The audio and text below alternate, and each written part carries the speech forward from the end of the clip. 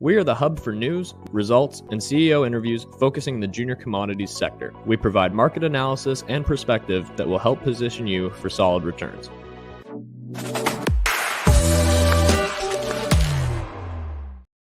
Good morning. Happy Friday. Welcome to the Market Mindset.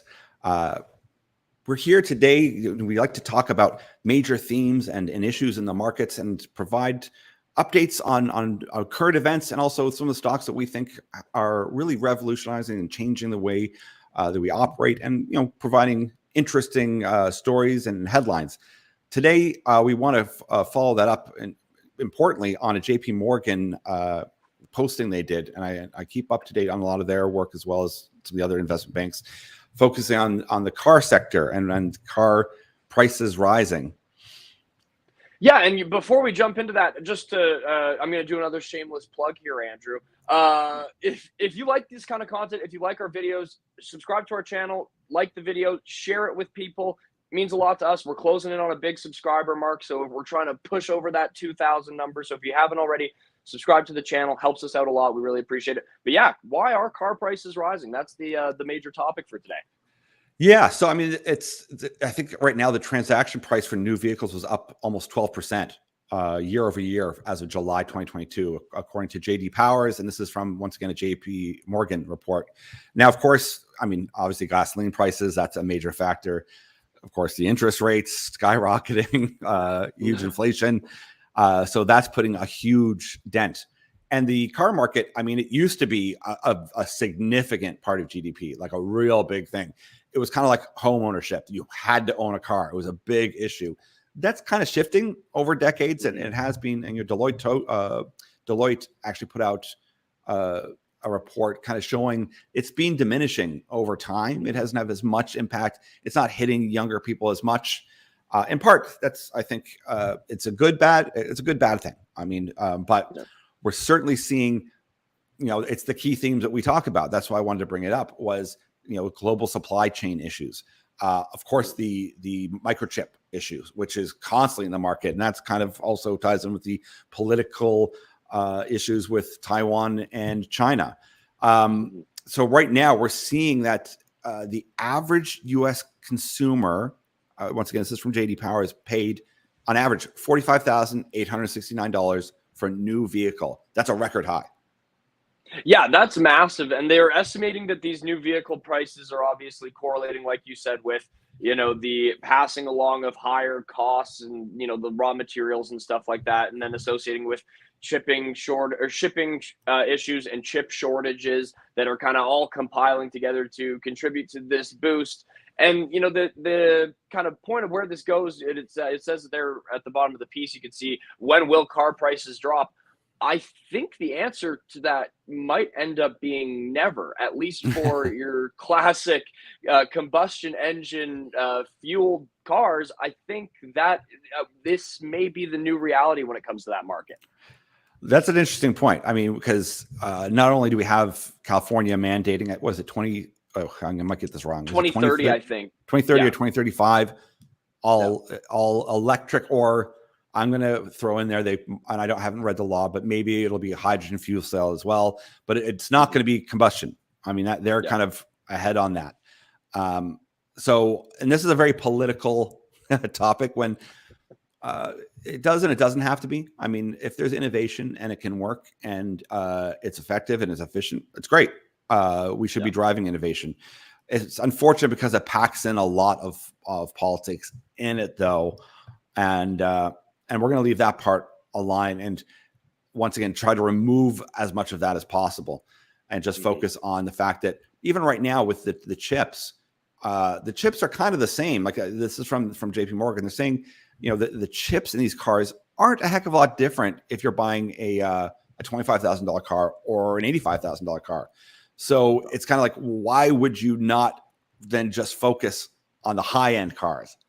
Rather than try to push out any smaller end cars. So that also then puts a lot of stress on, if it's a new time buyer, like, back when you're a kid and you think, I'm going to get a car and I'll drive to college or I'll drive to high school. It's like that. Those days are diminishing anyway. There's, the new time buyers have been diminishing, but this certainly puts a big hold at an average cost of $45,000 a car. That's remarkable. Yeah, it is. And I think, this piece makes an interesting point that, during COVID, the amount of vehicles on hand in dealer lots was, decreased by almost 800,000 vehicles, which is a lot in the US. In a normal kind of setup of 3.5 million. But I think it comes from a number of compounding factors, but certainly you can't ignore the political aspect of it and say there's clearly an intention to try to do this. Obviously, California's kind of jumped ahead on doing that, but I would be surprised if other areas. I think Canada would be someone that would start aiming in that direction. Now, they might not go as early as 2030, but I would be very surprised if the current government in Canada didn't try to institute some sort of, by 2040 or something like that on a ban on the same kind of sales. Yeah, and there's a big push. They want to push people into cities. They don't want people living out, even in suburbs. And they want people living in cities. And then, and if you look at this in a positive way, is if you live in a city, a major city center, I think the speed of a car is dwindling. It's terrible. And nobody enjoys the traffic. So if you actually had a really efficient system where you have ride shares and you have all these other things and they're electric, people might think, yeah, great. I don't have to have the insurance. I don't have to have the worry. I don't have to have the upkeep. I can just jump into a vehicle, get to where I want to go. If it's efficient, it's effective. All right. That makes sense. Some people might keep them if they're very wealthy, to go to a summer home, to do this, to do that. So you can see that we're talking well off in the future as well. So, we're talking decades in the future, but this all is happening to some degree a bit quick. But it's a cultural thing too, because it was, even in my age generation, it was starting to dwindle, but those muscle cars in the 70s where people were very proud, but that was a very different lifestyle in which you could work on your car and you could keep your car and maintain it. And that was a whole skill set. Nowadays you can't. And that's also a negative of today's society because it's disposable. Your car is now a disposable, massive computer chip that hopefully is recyclable, and there's no personalization. So it isn't a way to identify with yourself, and that's a good or bad depending on how you look at behavioral issues and societal issues. But it's just interesting because it's a shift in culture and it's a shift in change, and there's many factors about that we won't even get into because it's the green movement, it's this, it's that. But it's interesting to notice. Yeah, and it's something that is going to be an effect off the back of this. I mean, it's an obvious effect, but the demand for electric vehicles is going to increase well beyond the current demand that's already there, which is massive, because you're not all of a sudden going to get everyone to stop driving. Like there's, you can have this push to get people into cities and move into more like kind of, closer communities and stuff like that. But at the end of the day, a lot of people are still going to need to drive. So the electric vehicle market is going to continue to boom on top of what we've already seen over the last few years. That's going to just skyrocket, especially at the more jurisdictions and areas that start to jump on this train of, hey, yeah, we're banning outright the sale of electric or non-electric vehicles of fuel combustion engines. So I think it's unlikely that's changing. Yeah. They haven't gone to this much effort. Yeah, exactly. So that market itself, we're going to see a massive demand there. And of course, that ties into all of the things we normally talk about. You're talking about lithium, you're talking about copper, you're talking about rare earth metals. It's all trending in that direction. Yeah. And I mean, we've talked about this before too. And I think it was about Ford. And, I had heard kind of through the grapevine an analyst kind of saying, and I don't even want to say the number, just I don't want to get anyone in trouble, but it was like the accumulated cost of their new electric truck was well higher than what they're selling them for. Now, this is also a complaint that people have with a lot of the green kind of stuff. They say, even if I hear someone pitch a deal, they'll say, oh, we're actually profitable without subsidies. And it's like, oh, okay, so you're a real business. Because so many of these is that you survive because you have subsidies. And some of this will change the language to, well, we can sell our carbon credit. We can sell this off. And that's fine. That's just, this is changing. It's highly unlikely this is reverting and going anywhere other than where they're pushing it. And it's not just the supply chain for all the lithium, the graphite, all of these key materials, and especially lithium is in such big focus right now in the States. And there's only one place that's producing. There's a hurry up. Let's find some stuff. Let's get going on it. So there's some hope there that we'll get to see people really focused on the mining aspect and also the technology aspect with the direct lithium extraction, which we talk about with, say, with Lithium Bank and companies like that, because that can really open up that market. And of course, we've kind of hinted that, well, not us, but Elon Musk has hinted, maybe there's a Tesla factory, a gigafactory coming to Canada. So it all kind of ties together. And it's not just the new cars. I think it's the app Copilot. They put out that the average Canadian consumer, U.S. consumer is paying on average $10,046 more for a used car. Yeah. For a used one. The market's skyrocketed as well. So that's very interesting, and you kind of see, like we said at the beginning, it's a compounding of a lot of different things that are going on that are driving this. But then I think the end result on the other side of it, and this is my hot take or my prediction, is I don't know if you're going to see the actual car prices come down to what they've been maybe prior to COVID ever again. I don't think that's something that ends up happening because of all these different factors that we've just laid out.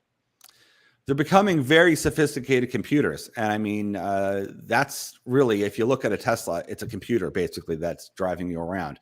And that's the way that they're going. So in a, some imagined city of the future, if you're able to just get into something and it's really comfortable and it's not a bus, it's like a self-driving car that can move you personally around, I think people would find that quite attractive. Or even if it did, I've seen this before in a documentary where it can link in when it's moving off autonomously into into a highway. They can link up and then go faster, and then parts of it detach and move off. There's interesting concepts around the idea. Once again, this is way off in the future, and all of these things, I mean, they take time to do, and there's lots of pros and cons. I mean, for me, I miss the day where you could actually work on something, because you could love your car, kind of like if you had like an old Trans Am or an old Corvette, you could keep that thing pristine. You could work on that thing and it'll last, it'll run. Mm-hmm. And that you're like, okay, you've literally made an investment and you were able to keep it for 50 years. I mean, this is what people have done. And that actually then has made people a ton of money. Those days are gone. And that's unfortunate part of that, is that kind of economy was interesting. Now it's this just decayed, throwaway, kind of reuse, recycle, and once again, it's just a cultural shift. Maybe it's good that you don't identify with your car. Maybe it's better to identify with something else. That's not what we're interested in. Well, I'm really actually interested in it, but not for the show.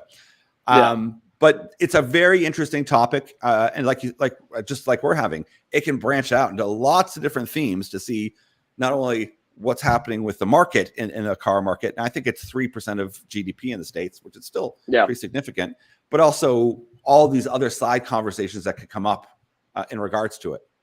Yeah, there's a whole bunch of different avenues that we can take it down. That's what makes it cool, because you can say, all right, look, is there, obviously some negative out of this is, hey, the cost of this is going up. So for the average person, there's going to be a squeeze there. But then there's, the positive side of things as well, as you can say, but, if this, necessitates further investment in the EV side and further advancement in the EV side, making those cars more accessible to people, finding a way to make them at a cheaper price so that more people can get into that market, well, then, hey, that's a positive that can come out of that as well.